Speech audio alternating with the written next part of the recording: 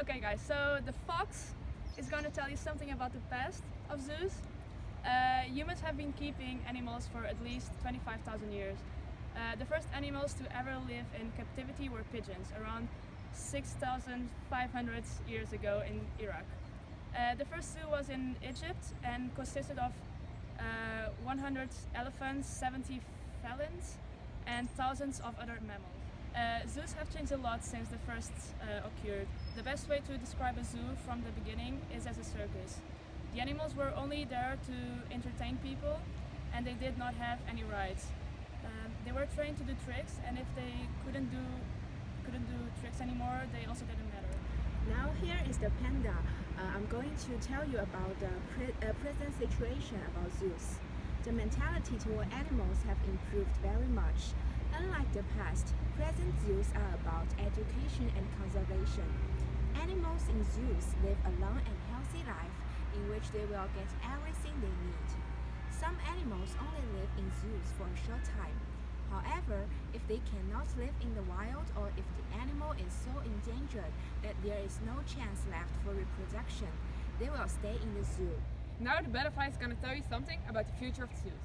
In the future there will be less animals living in captivity. The only animals that will stay in captivity are the animals that are almost extinct and need a breeding program to survive, or animals from which their original habitat has been affected so much that they cannot live in them anymore.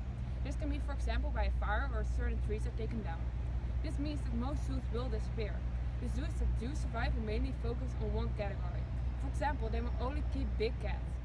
Another trend that will come up is seeing animals in their natural habitats more. Parks that will send you with a boat, for example, into different ecosystems. In this way you might see less animals, but the animals you do see have everything they need nearby. Some zoos are already experimenting with this upcoming trend. Now we'll focus on 3 different countries: Portugal, the Netherlands and China. Starting with the bright sides of zoos in Portugal. The APZA was founded according to the standards of the European Association of Zoos and Aquaria. The APZA is thus focused in the education of its members' visitors, in the animal welfare and in the preservation of threatened species, as well as in training and information exchange between the APZA members. There are 3 different zoos in Portugal that are APZA members. They all have the same mission, which is to conserve the animals. The willingness to protect the wildlife and the welfare of the animals are the main concern of the zoos. All the animals hosted by the zoo will have the perfect habitat and will be given the best conditions in order for them to be healthy and have genuine reactions. The active participation in the conservation of nature, especially on the species that are threatened of extinctions, constitute the great and noble mission of the zoos. The zoos adopt many endangered species such as, sorry for my English, snow leopard, Bactrian camel, cotton tamarin, pygmy hippopotamus and Humboldt penguin. Now I'm going to talk about the bright side of zoos in China. First is the technological part. With the advancement of science and technology, the living conditions of animals in modern zoos have been greatly improved. The new exhibition mode has broken away from livestock cages and created an ecological environment.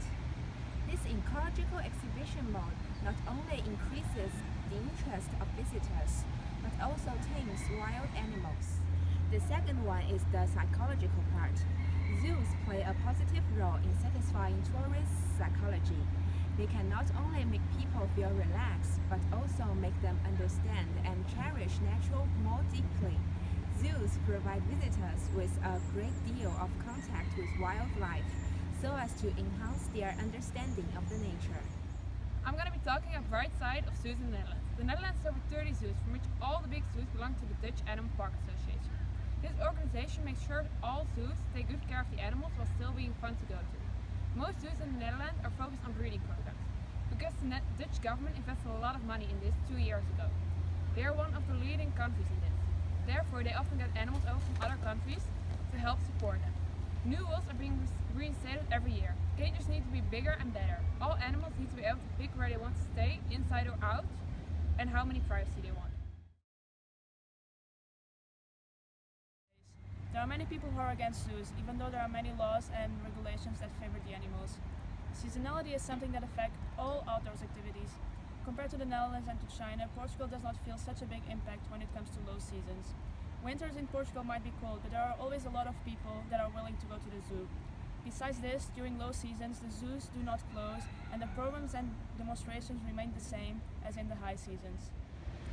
Now is the spatial part.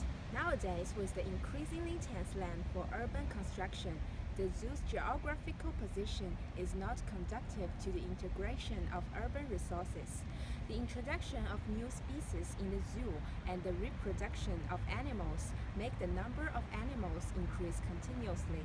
Zoos are generally faced with the problem of insufficient development space. The second one is the environmental part.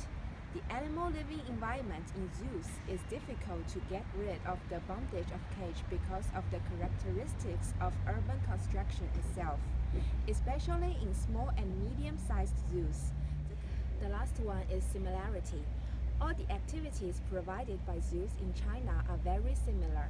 Most of the activities are watching animals, taking pictures of them, feeding food to them, and watching performances. Most zoos in the Netherlands can be found nearby or in the big cities.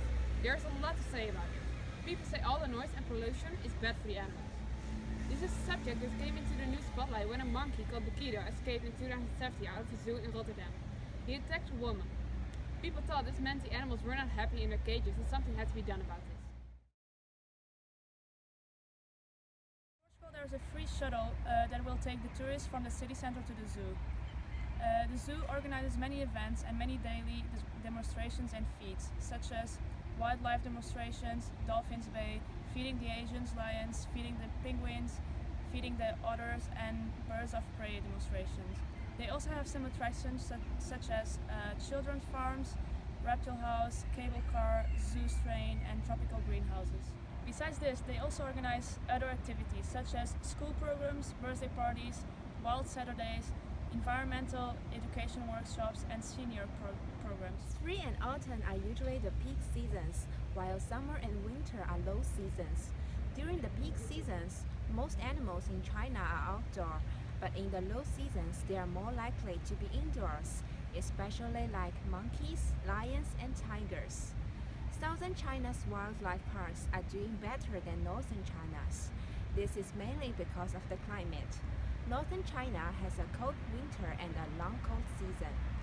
Many animals cannot be displayed, and city visitors are reluctant to go out in winter.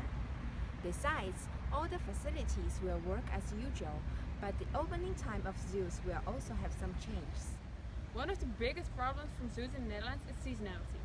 The peak season from zoo here is in the summer holiday. The low season is in the winter and during school weeks.